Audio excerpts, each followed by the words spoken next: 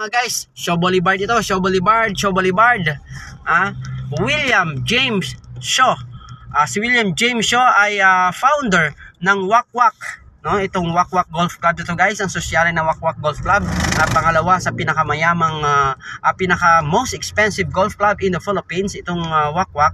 Ayan mga guys under the name of William James Shaw.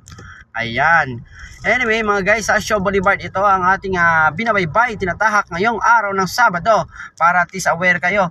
Kung maaga pala kayo bumiyahe, talaga namang kitang-kita naman, walang ka-traffic. Kapag ka rush hour, syempre matraffic mga guys. Kaya huwag kayo magreklamo mga guys kung kayo bibiyahe ng rush hour. Well, ultimano talaga, ultimano entrada. Traffic talaga yan, congested talaga yan. Marami talaga mga sasakyan ang bumibiyahe. Rush hour kanya-kanyang uwian niya, di ba? So, expect heavy traffic. Alright?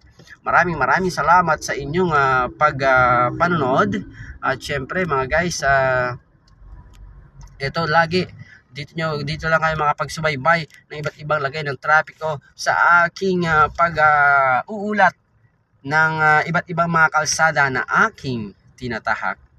Kaya mag-ingat tayo sa lahat ng pagkakataon sa pagdadrive, sa pagsasakay ng mga iba't ibang pampublikong sasakyan para tayo magiging safety. Kasi kapag hindi tayo mag-ingat mga guys, meron tayong kasalanan sa ating dakilang malikha na siyang lumikha sa atin at gabay na sinasabi niya lagi, mag-ingat ka at ikay aking pag-iingatan. Diba mga guys? So, thank you for watching guys. Papasok na sa petrol.